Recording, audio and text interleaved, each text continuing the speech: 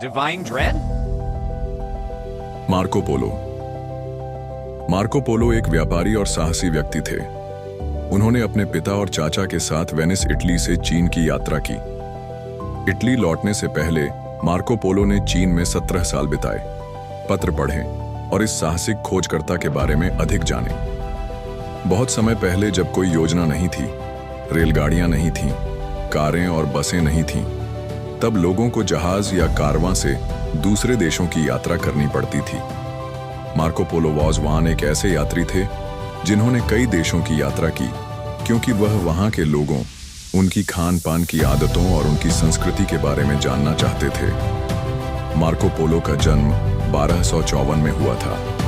जब वह 17 वर्ष के थे, तब वे अपने पिता के साथ पहली समुद्री यात्रा पर निकले थे। निकोलो और उसके चाचा माफिया।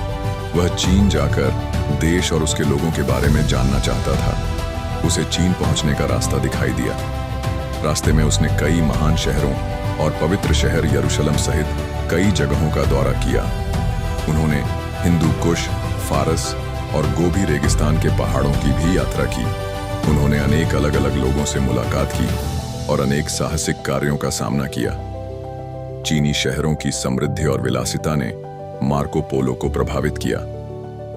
वह ग्रैंड नेस और कुबलाई खान के दरबार की महानता से मोहित थे। यह वैसा कुछ नहीं था जैसा उसने यूरोप में अनुभव किया था। किन्से की राजधानी बड़ी थी, लेकिन अच्छी तरह से व्यवस्थित और साफ थी। सड़कें चौड़ी थीं। यह सब वेनिस में उसके द्वारा अनुभव की गई। किसी भी चीज से कहीं ज्यादा थी। तब भोजन से लेकर लोगों तक और ओरांगुटान और गैंडे जैसे जानवरों तक सब कुछ नया और दिलचस्प है। मार्को पोलो कई सालों तक चीन में रहे और उन्होंने स्थानीय भाषा बोलना सीखा। उन्होंने पूरे चीन की यात्रा की।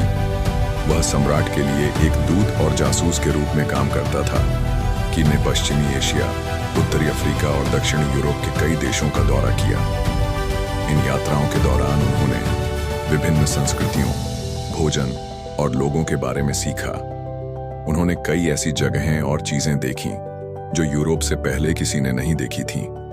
24 साल की यात्रा के बाद मार्को पोलो ने अपने पिता और चाचा के साथ वेनिस लौटने का फैसला किया। वे 1217 में घर छोड़कर चले गए थे और आखिरकार 1295 में वापस लौटे।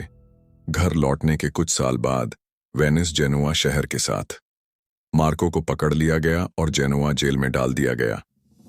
उसे जेल से 199 रिहा कर दिया गया। वह एक अमीर व्यापारी बन गया। उसने डोनाटा बडोएर नाम की एक महिला से शादी की और उसके 3 बच्चे हुए। 8 जनवरी 1324 को 70 वर्ष की आयु में उनकी मृत्यु हो गई और उन्हें वेनिस के सैन लोरेंजो चर्च में दफनाया गया। जेल में ही मार्को की मुलाकात एक प्रसिद्ध कहानीकार से हुई। मार्को ने अपनी यात्राओं की विस्तृत कहानी लेखक को सुनाई, जिन्होंने सभी कहानियों को मार्को पोलो की यात्रा नामक पुस्तक में लिखा। यह एक बहुत लोकप्रिय पुस्तक बन गई। इसका कई भाषाओं में अनुवाद किया गया और पूरे यूरोप में पढ़ा गया। ऐसा कहा जाता है कि क्रिस्टोफर कोलंबस नामक एक अन्य खोजकर्ता इस पुस्तक से बहुत प्रेरित हुआ था। ऐसा माना जाता है कि वह अपनी यात्राओं में इसे अकेले ही अपने साथ ले जाते थे।